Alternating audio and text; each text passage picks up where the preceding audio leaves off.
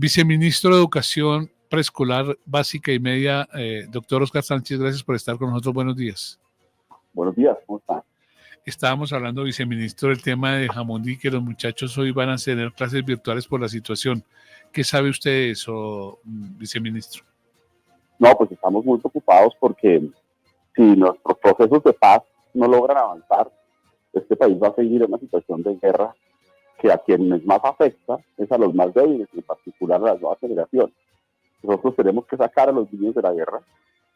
Para eso tenemos que desarrollar estrategias como buscar a los que están desertando, poner, por ejemplo, orientadoras escolares en los colegios que identifiquen esos riesgos de reclutamiento, atender con recursos a las zonas rurales donde a veces la oferta educativa los muchachos terminan en manos del conflicto, pero la verdad es que todo esto se facilitaría muchísimo más si tenemos pues un acuerdo más serio, porque si los actores 6 de la mañana, en el narcotráfico, etcétera, pues estamos en la olla. Bueno, todo se vuelve, los niños son los que terminan, o los estudiantes terminan, el viceministro, pagando los platos rotos. Este paro que comenzó ayer, FECODE, va a afectar a los niños desde luego, pero ¿van a ustedes a hacer van a tomar alguna medida para dar de una vez vacaciones a los niños para no dejar como ese tanto tiempo los niños sin estudio? Bueno, pues en alguna parte del país ya los colegios habían salido, en otra parte están a punto de hacerlo, porque como usted sabe, mañana termina el calendario escolar establecido y algunos entidades territoriales ya lo habían estado administrando de otra manera. Entonces es una situación desafortunada porque el sindicato está haciendo una alerta y es una alerta en la que tiene razón, en que la ley estatutaria que se está tramitando en este momento en la plenaria del Senado, el lunes debería darse la votación definitiva, venía muy bien, la Cámara de Representantes había sido votada por unanimidad, una ley muy conveniente, nosotros desde el Ministerio hemos venido impulsando, pero terminó teniendo una posición intransigente de la oposición y en particular del Centro Democrático, que es el sector más fuerte de la derecha, pues contenidos que son inaceptables y que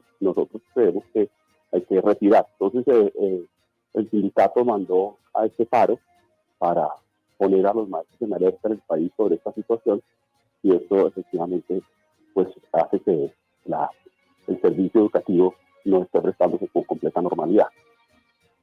A las 6 de la mañana, 57 minutos, Germán René Jiménez lo escucha el doctor Oscar Sánchez, viceministro de Educación Media y Básica.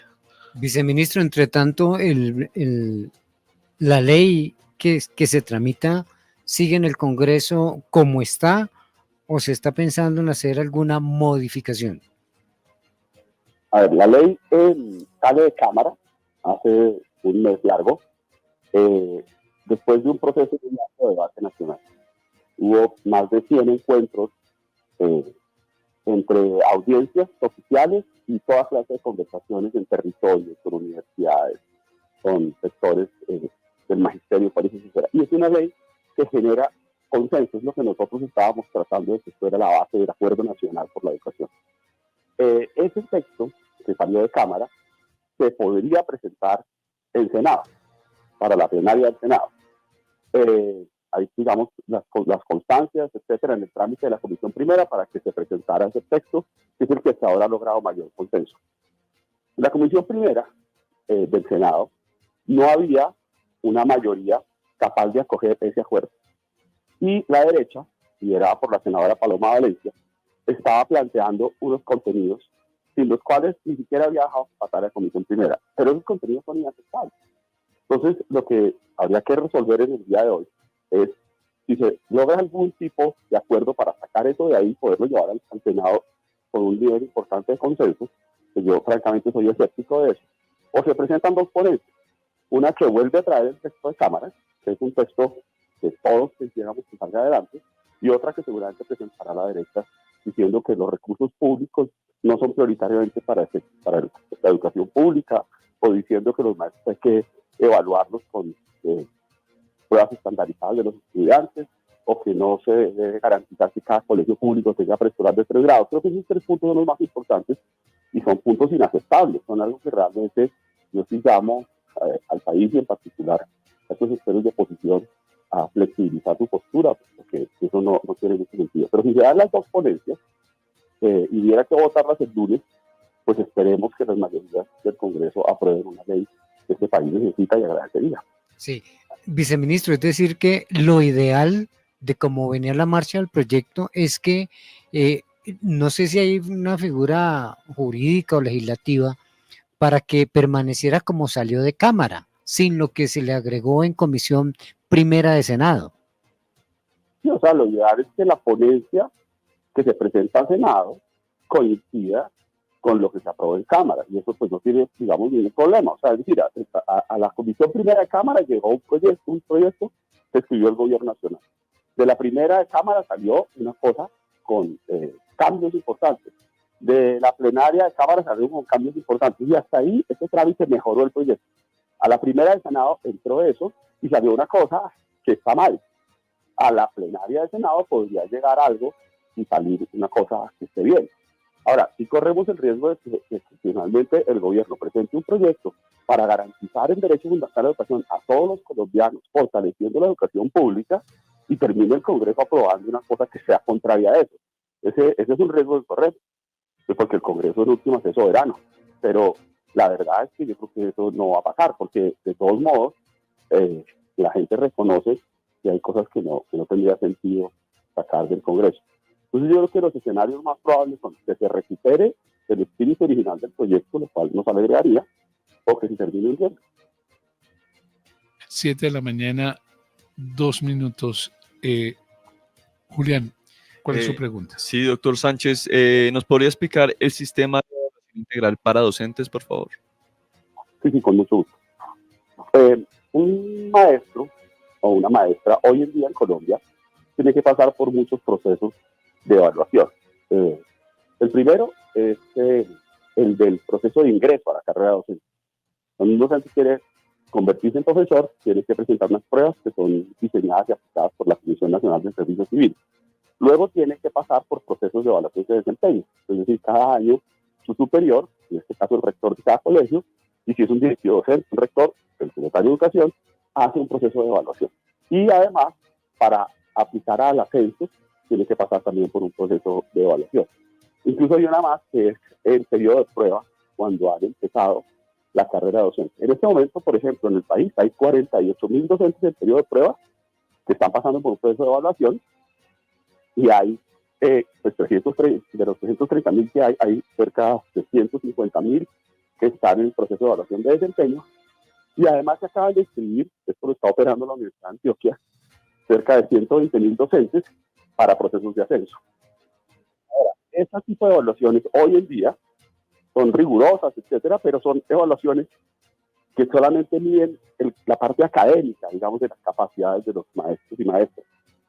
Nosotros somos de la opinión de que debería hacerse una evaluación integral que considere, juzgue las capacidades de liderazgo comunitario, la experiencia pedagógica y otros elementos que son los que estamos proponiendo en la ley. Entonces allí planteamos una serie de elementos que tendría que ver también con lo disciplinar, por supuesto, de acuerdo a los niveles en los que el profesor está enseñando, y un proceso que incluya la autoevaluación, el docente pueda participar en su proceso, la coevaluación, es decir, un diálogo grupal en los colegios para entender qué cosas se pueden mejorar en el conjunto del colegio, y la heteroevaluación, una valoración que hace alguien que puede ser un superior, un externo de este proceso. Diego. Viceministro, y frente a la posición que ha tomado el gobierno frente a esta ley de reforma a la educación, ¿usted cree que es un error político retirar este proyecto? El proyecto no se puede retirar, en términos de procedimiento en este momento no se podría retirar.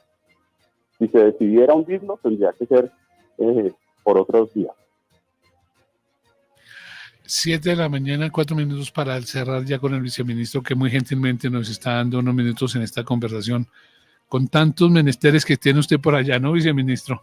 A ver, Jesús. Claro que sí, viceministro, y le voy a transmitir unas preguntas que tenemos acá en el Unas chat como preguntas. tal de la gente que Bueno. tiene estas incógnitas, y es, viceministro, ¿qué va a pasar con los colegios que tenían problemas de funcionamiento y que pues no habían cumplido con la malla curricular y que venían atrasados en todo este proceso y se iban a adelantar en vacaciones? ¿Qué va a pasar con ellos?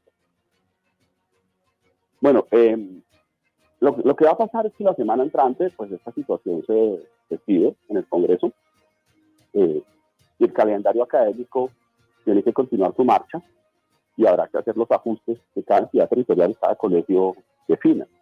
Pero lo sabremos el próximo lunes. Entonces es prematuro en este momento decir, no, mire, el sindicato va o no va a mantener el paro. Por ahora el sindicato ha planteado un paro permanente y nosotros sentimos que, si bien sus reivindicaciones tienen razón, pero es una alerta que compartimos, pues evidentemente hay que normalizar lo antes posible la situación académica de los colegios. Viceministro, yo le quiero hacer una pregunta final y dándole las gracias por estar con nosotros aquí en ASB Noticias y en Colmundo Radio. Si los señores de FECODE, ¿qué están esperando hoy? ¿Que se archive, Germán? ¿Estoy utilizando bien el término? ¿Que se caiga? ¿Cuál es el término real que yo podría utilizar para que el viceministro nos ayude? Y yo le agregaría, viceministro, hoy tienen agenda, hoy va a hablar con la gente de FECODE, hoy van a hablar con congresistas, usted o la ministra. ¿Qué puntualmente van a hacer a propósito como complemento de la pregunta de Andrés? Sí, o sea, sin duda estamos conversando con todo el mundo y de manera muy intensa. Y nuestra posición es muy concreta. Esto es una ley muy importante que contiene entre 50 y 60 disposiciones trascendentales para el país. Le menciono algunas. Es una ley que habla de la formación integral, que entiende que los seres humanos no somos solamente corteza cerebral y el currículo no puede ser solamente matemática, lenguaje y español, aunque y segunda lengua y tal, que tiene que hacerlo, tiene que desarrollar esas capacidades cognitivas, pero debe ir mucho más allá. Y para ir más allá, tiene que trabajar con los artistas, con los científicos, con los deportistas, abrir las escuelas al mundo. Reconoce la neuroplasticidad del cerebro en la primera infancia. Esto quiere decir que los niños pequeños, desde que nacen inclusive, hasta los 6 años, tienen que tener educación profesional. Y para eso necesitan apoyar en el ICDF un mayor proceso educativo y en todos los espacios donde los niños pequeños acuden, que hoy en día los cuidan, pero no hay suficiente educación, y que cada colegio público tenga su preescolar de 3 grados. La ley establece que la educación media, la que arranca a los 15 años, grados 10º y 11, se vuelve obligatoria. Establece que la educación superior es un derecho fundamental, es decir, se puede exigir el derecho a formarse hasta que uno tiene la capacidad de ganarse la vida. La ley establece educación para personas privadas de la libertad, para personas con discapacidad, amplía los horizontes del derecho, lo acopla a la jurisprudencia internacional y a los mandatos de la Corte Constitucional, etc. Es una ley, digamos, muy benéfica. Entonces, ese proceso, digamos, de poder aprobar esta ley en todo su poder y peso es el que estamos conversando con todos los actores. Pero tenemos perfectamente claro que hay un sector de la oposición, un sector de la derecha, que piensa que, por ejemplo, los recursos públicos no tendrían que ser prioritariamente para la educación pública. Eso es una cosa rarísima. En ninguna parte del mundo se puede plantear eso.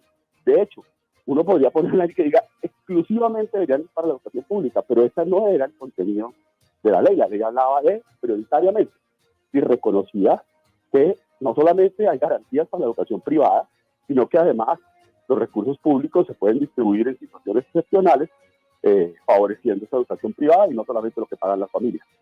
O cosas así, lo de que digan, por ejemplo, que entonces el preescolar no llegue a todos los colegios públicos. Eso tampoco tiene sentido. Entonces estamos tratando de que entren en razón los sectores que quieren poner en la ley estos elementos que son inaceptables. Esa es la conversación. ¿Qué es lo que el sindicato quisiera? Como hizo una alerta, digamos, y llamó a la gente para que se moviera, entonces el sindicato dijo, esta ley hay que hundirla, no tiene ninguna viabilidad. Eso fue lo que dijo hace 2 o 3 días. Ya en la conversación, uno siente, y digamos, yo tengo la certeza de que si se eliminan los asuntos más problemáticos, ¿sí?, el magisterio va a acoger la ley. Y en eso estamos. en eso estamos, pero la posición del sindicato ha sido muy dura frente a la ley. Viceministro, claramente estamos hablando la protesta que se está efectuando acerca de la reforma, pero los maestros también están inconformes en la mayoría por el tema médico y la atención que han tenido o a lo que ha pasado a lo largo de este año. ¿Usted cree que en algún momento se unan las peticiones para las condiciones de los maestros en otros frentes y no solo en la reforma? Pues en este momento no ese es el tema que está convocando a la movilización, pero es un tema que efectivamente genera inconformidad porque el proceso de transición del sistema anterior al sistema actual ha sido muy, muy inconveniente, muy traumático. Yo no he estado al frente de eso, no estoy autorizado para centrarme en el análisis profundo de lo que está pasando con el sistema de salud de los maestros, pero efectivamente hay un problema muy complicado y que para resolverlo ya un cambio en el presidente de la fiduprevisora, no sé qué, se dice que esa entidad es la que maneja el sistema de información, la que lleva la historia clínica de los maestros, la que contrata a los médicos, etcétera, se modernice y se ponga a tono con lo que se necesita. Y eso pues no se hace de un día para otro, pero esperemos que las personas que lleguen ahí o que ya llegaron a manejar eso, lo resuelvan. 7 de la mañana, 11 minutos, estamos aquí en ASB Noticias. Sí, ministro, le voy a hacer la última y la voy a hacer no solo con cuidado, sino con respeto. ¿Usted espera que el lunes se tomen en Bogotá los señores de FECODE? Eso va a pasar, ¿no? Va a haber una movilización grande el lunes del sindicato, sí. Y eso, digamos, es una democracia. La gente tiene todo el derecho a movilizarse y el gobierno respetará ese derecho, por supuesto. Y entre tanto estaremos buscando que el Congreso tome la decisión que tiene que tomar y que al final salga una ley que favorezca al país. Esto es una ley de largo plazo, que marca un derrotero a 30, 40 años, que establece caminos de financiación para la garantía del derecho en una sociedad totalmente discriminatoria, donde mucha gente en territorios, por condiciones específicas, no está teniendo la educación que se merece. En ese sentido, si el lunes esa movilización ayuda a que salga la ley que tiene que salir, pues bienvenida sea. Viceministro, le agradezco mucho esta conversación con ASB Noticias y por supuesto los vamos a seguir llamando porque sí nos preocupa mucho que esta reforma que iba bien encaminada, viceministro, se haya visto truncada por algo que tal vez no se avisoraba, no se miraba, ¿cierto, Germán René? Sí. Pero ahora sí iba bien, pero se frenó. Y esta sí, para un sí uno, ¿pasa o no pasa la reforma de la educación, viceministro? Sí, gracias. Eso es, con convencimiento, viceministro. Muchísimas gracias por estar aquí en ASB Noticias y en Colmundo Radio, viceministro. Seguiremos atentos. Esta es una ley muy importante que hay que sacarla adelante y si no se saca, por lo menos tenemos claro que el texto que nosotros vamos a someter a votación es un texto muy importante para el país y lo seguiremos defendiendo. Gracias, ojalá los pueda sacar adelante. Gracias, viceministro de Educación Media y el doctor Óscar Sánchez. Un abrazo, 7 de la mañana, 13 minutos, estamos aquí en ASB Noticias en Colmundo Radio.